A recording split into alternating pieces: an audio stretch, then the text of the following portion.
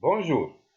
Alors, pour les élèves de troisième année, les prochains candidats du baccalauréat 2021, on va commencer de rattraper ce qui nous a manqué cette année pour préparer bien sûr la prochaine rentrée scolaire avec un résumé de cours, avec des activités, des applications et des exercices de synthèse. On va commencer avec le chapitre études de fonctions dans la partie analyse et l'espace dans la partie géométrie avec ces trois chapitres vecteurs, produits scalaires et équations de droite et plan. Alors, je vous souhaite un bon suivi.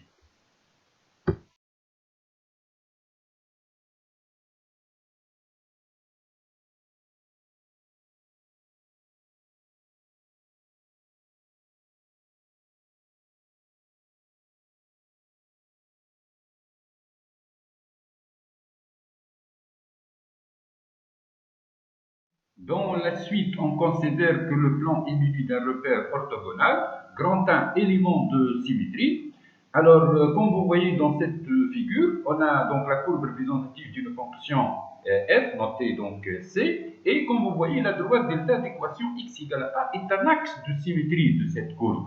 Et ceci équivaut à dire, comme vous voyez, pour tout point m0 d'abscisse x0 de la courbe de f, donc d'ordonnée f de x0, sont symétriques par rapport à la droite delta. Et notez ici le point M1 appartient aussi à la courbe C de f.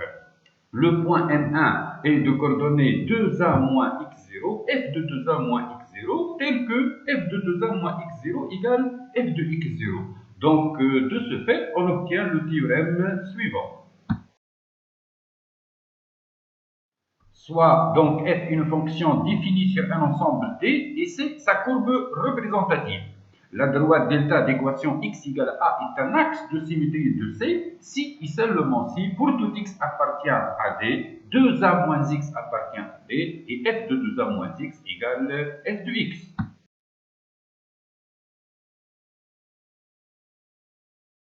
Voilà donc une application.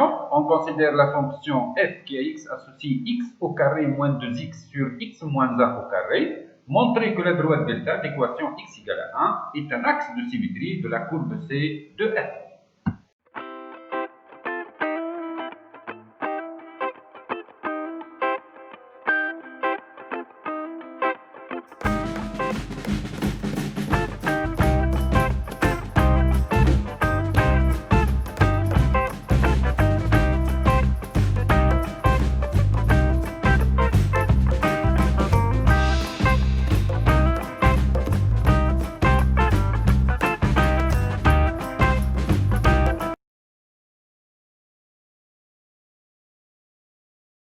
On doit commencer par déterminer l'ensemble de définitions de f. Et c'est clair ici que f est défini si x moins 1 est différent de 0, c'est-à-dire si x est différent de 1. Donc l'ensemble de définitions de f est R privé de 1. Alors pour montrer que la droite delta d'équation x égale à 1 est un axe de symétrie de la courbe de f, il faut montrer que pour tout x appartient à ce domaine de définition, 2a moins x avec a ici c'est égal à 1, donc c'est-à-dire 2 moins x appartient à l'ensemble de définition de f, et que f de 2 moins x égale f de x. Alors, en premier lieu, on a x appartient à l'ensemble de définition de f qui est r privé de 1. C'est équivaut à dire que x est différent de 1. Alors, on multiplie par moins 1 des deux côtés, ce qui équivaut à dire donc à moins x différent de moins 1. On ajoute 2 des deux côtés et ceci équivaut à dire que 2 moins x est différent de 2 moins 1, c'est-à-dire 1. Et donc, c'est équivaut à dire que 2 moins x appartient à l'ensemble de définition de f. En deuxième lieu, on doit montrer que f de 2 moins x égale à f de x. Donc, il suffit de changer x par 2 moins x dans l'expression de f. Donc, on obtient que f de 2 moins x égale 2 moins x au carré, moins 2 fois 2 moins x sur 2 moins x moins 1 au carré. Alors, en développant donc 2 moins x au carré et moins 2 facteur de 2 moins x, et après simplification, et bien sûr, sachant que 1 moins x au carré, c'est égal à x moins 1 au carré, on obtient que f de 2 moins x égale f de x. Et donc, on tire la conclusion, la droite delta d'équation x égale 1 est bien un axe de symétrie de la courbe C de F.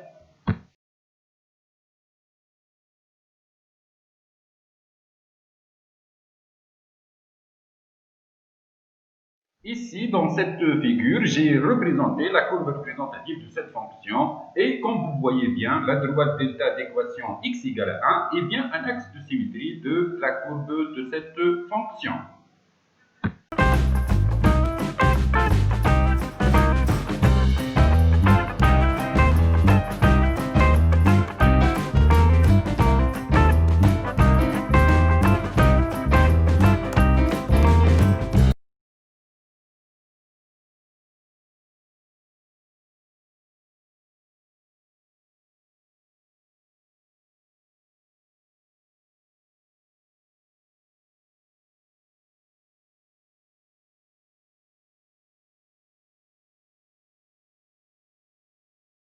Maintenant, si vous voyez dans cette figure, on a la courbe représentative C d'une fonction f. Le point I de coordonnées A, B est un centre de symétrie de la courbe C, si et seulement si pour tout point M d'abscisse x0 de la courbe de f, c'est-à-dire d'ordonnées f de x0, sont symétriques par rapport au point I, appartient aussi à la courbe de f. Alors, sont symétriques par rapport au point I par dérision de symétrie par rapport au point I qui est le milieu, qui sera le milieu de ces deux points. On a les coordonnées de ce point-là sont 2A moins x0 et 2B moins f de x0. Donc, de ce fait, on obtient le théorème suivant. Alors, théorème 2, soit f une fonction définie sur un ensemble D et c'est sa courbe représentative. Le point I de coordonnées AB est un centre de symétrie de C si et seulement si pour tout x appartient à D, 2A moins x appartient à D et f de 2A moins x égale à 2B moins f de x. Voilà donc une application de ce qui précède. Alors, dans cette activité, on considère la fonction f qui a x associé x à la puissance 3 moins 3x au carré plus 3x plus 1. Montrer que le point I de coordonnées 1, 2 est un centre de symétrie de la courbe C de f.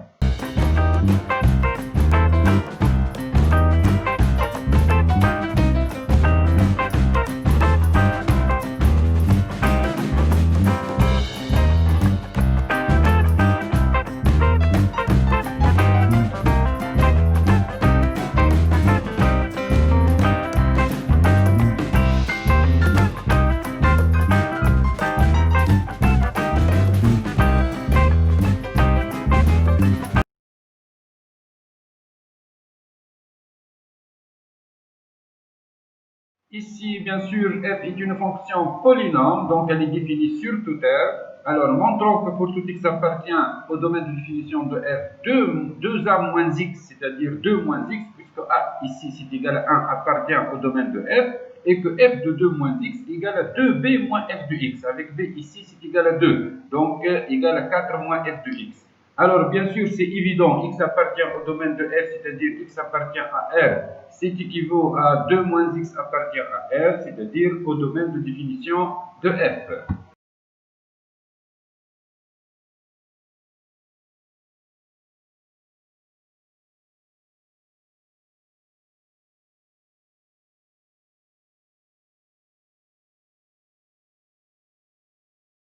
Alors maintenant, on a d'une part, en remplaçant x par 2 moins x dans l'expression de f de x, et après le développement, on va obtenir que f de 2 moins x c'est égal 3 moins 3x plus 3x au carré moins x au cube.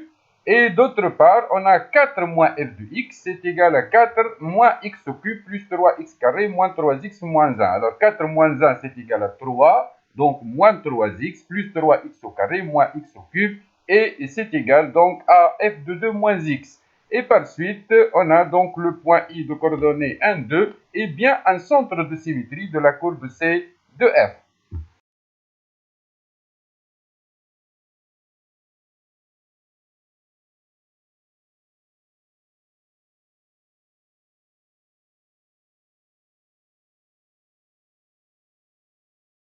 Alors ici, j'ai représenté la courbe C de F et comme vous voyez bien, le point I de coordonnée 1, 2 est bien un centre de symétrie de cette courbe.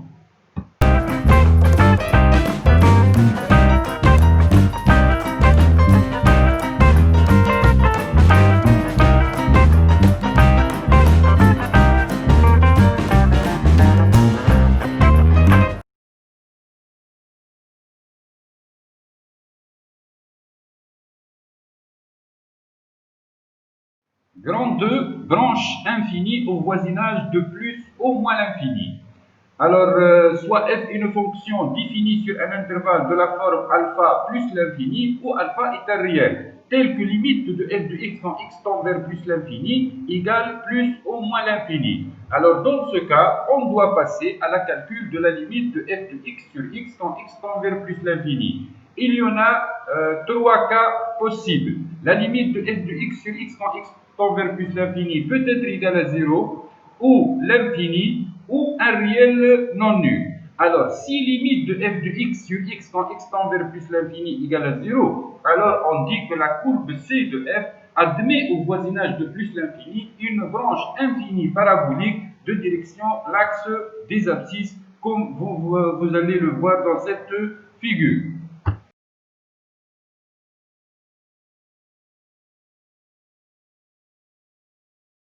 Maintenant, si limite de f de x sur x quand x tend vers plus l'infini égale plus ou moins l'infini, alors on dit que la courbe C de f admet au voisinage de plus l'infini une branche infinie parabolique de direction l'axe des ordonnées, comme vous allez le voir dans cette figure.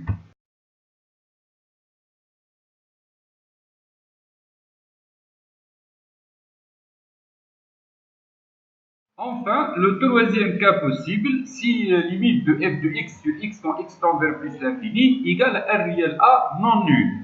Alors, dans ce cas, on ne peut pas conclure directement. On doit passer à la calcul de la limite de f de x moins a fois x quand x tend vers plus l'infini.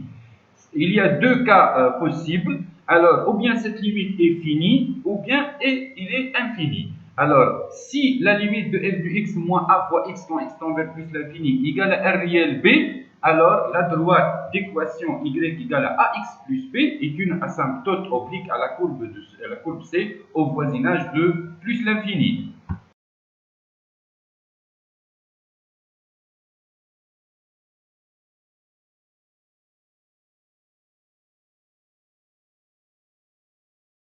Et maintenant, si la limite de f de x moins a fois x quand x tend vers plus l'infini est infinie, alors on dit que la courbe C admet au voisinage de plus l'infini une branche infinie parabolique de direction à la droite d'équation y égale à a fois x. Ou que la droite d'équation y égale à a fois x est une direction asymptotique de la courbe C au voisinage de plus l'infini.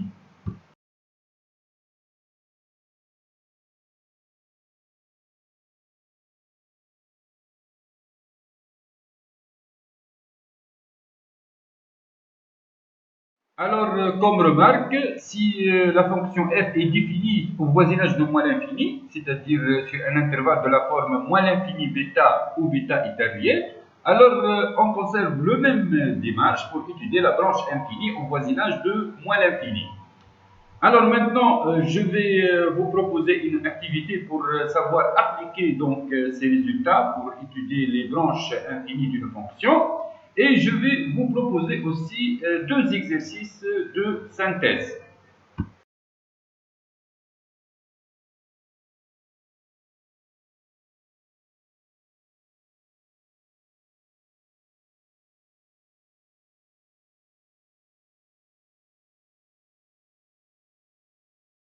Alors, prochainement, on va corriger cette activité avec les exercices de synthèse.